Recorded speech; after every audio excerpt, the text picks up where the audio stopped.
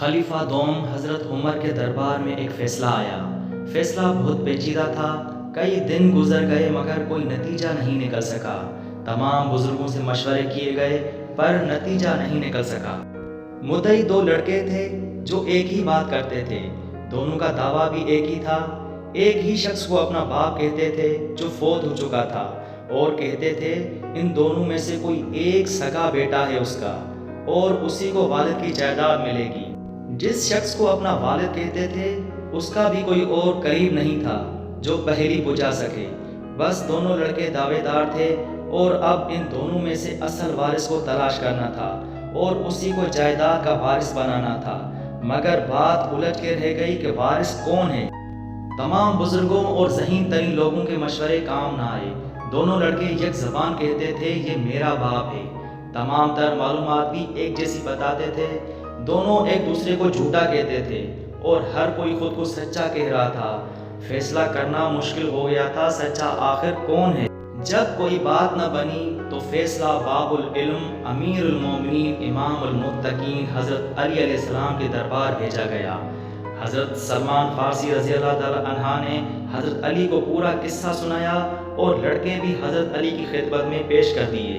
حضرت علی نے پورا قصہ سنا اور پوچھا تمہارے والد کی قبر کہاں ہے؟ بتایا فلاں جگہ ہے۔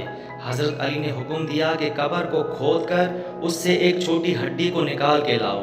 تو ایسا ہی کیا گیا، اور حکم دیا کہ اب دونوں لڑکوں کی انگلیوں کو تھوڑا کٹ لگا کر دونوں کا خون نکالا جائے اور الگ الگ کسی پیالے میں رکھا جائے۔ امام کے حکم پہ ایسا ہی کیا گیا، اور دونوں لڑکوں کے خون کے پیالے حضرت علی کے سامنے لا کے رکھ دیے گئے۔ حضرت علی نے کہا وہ ہڈی جو قبر سے نکالی گئی ہے اس سے پہلے ایک پیالی میں ڈال دو۔ تو جب ڈالا تو خون خون رہا اور ہڈی ہڈی ہی رہی۔ تھوڑی دیر گزرنے کے بعد اب حضرت علی نے کہا اب وہ ہڈی دوسرے پیالی میں ڈال دو۔ جب ہڈی خون میں ڈال دی گئی، بس کچھ ہی دیر میں ہڈی نے خون کو چوسنا شروع کر دیا اور پیالے میں خون کی مقدار کچھ کم ہوتی ہوئی نظر آئی۔ بس امام علی علیہ السلام نے فیصلہ سنایا اور کہا جس کے خون کو ہڈی نے چوس لیا وہ اس کی اصل اولاد ہے۔ امام علی علیہ السلام کا ایسا علم دیکھ کر وہ جو جھوٹا لڑکا تھا وہ امام علی کے قدموں میں گر پڑا اور امام سے معافی مانگنے لگا اور کہا کہ اس یتیم کے مال پہ میرے والد کی نظر تھی، تبھی ہم نے ایسا کیا۔